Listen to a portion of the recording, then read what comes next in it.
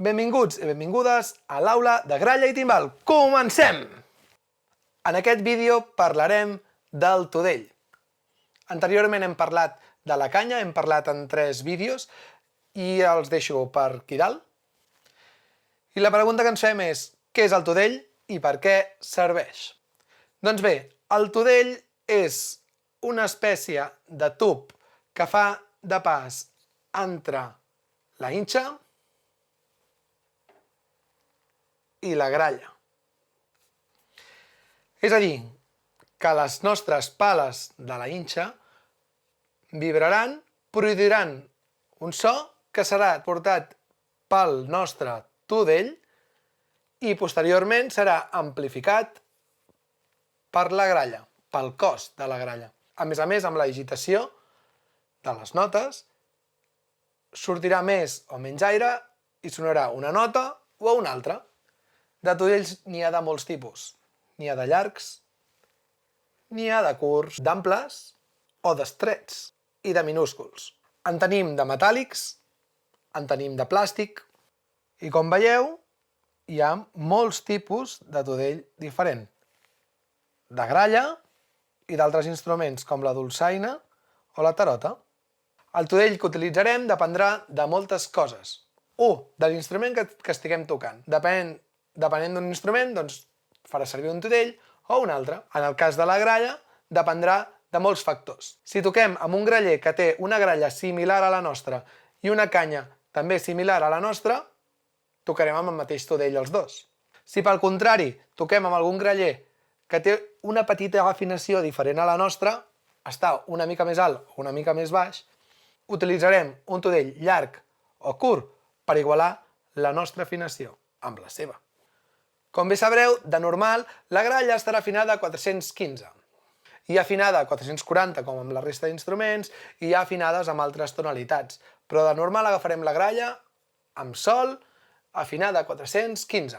Si nosaltres volem tocar amb un altre instrument, com per exemple un piano, que no pot desafinar-se, tot i que ara amb la tecnologia sí que es pot, però fiquem que no pot ell desafinar-se o baixar o canviar la seva afinació. Caldrà que utilitzem un tudell més curt per pujar la nostra afinació de 415 a 440 i, per tant, poder tocar amb ell. L'altra solució és que tinguem dos gralles diferents, una afinada a 415 i l'altra afinada a 440, i per tant poguéssim tocar amb una gralla amb el piano i una altra gralla amb l'altra, amb els grallers. Però si només tenim una gralla o les tenim totes a 415, podem utilitzar el tudell per modificar l'afinació. Un altre truc utilitzat és entrar del tot el tudell o entrar-lo a diferents mides per tal d'ajustar l'afinació amb els grallers amb els que toquem. Podem dir que el tudell consta de 3 parts.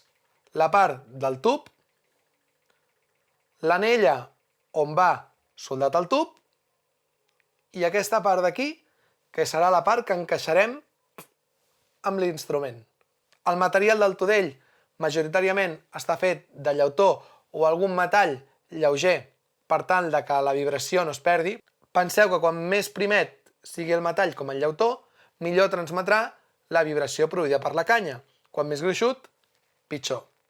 I a la part de sota, la part que va a l'instrument, normalment hi trobem un suro. Si aquest suro se'ns trenqués, podríem o comprar suro i tornar a posar-lo, el suro, o el que podríem fer és embolicar-lo amb fil i després posar-hi tefló.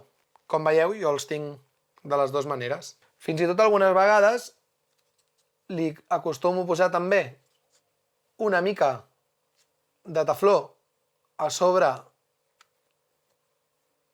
del suro perquè aquest m'entri amb més facilitat a dins de la canya. Veieu? Si té tefló, queda millor i entra amb més facilitat i també surt amb més facilitat. Com he dit abans, el tudell és molt important i és molt important que transmeti correctament la vibració de la canya a la gralla.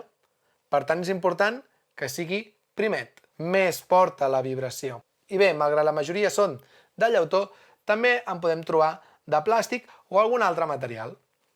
Per tant, serà molt i molt important que el nostre tudell estigui en bones condicions. Que estigui net. Per assegurar que està net podem passar-li un tros de paper per dins i eixugar-lo bé.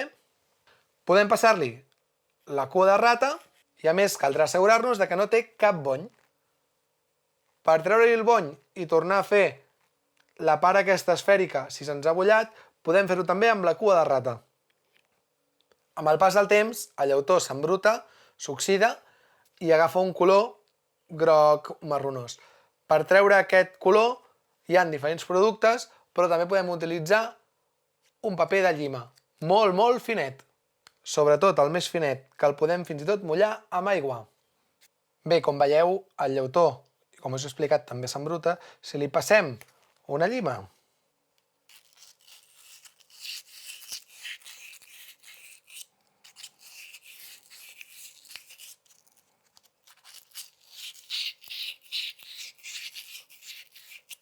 va recuperant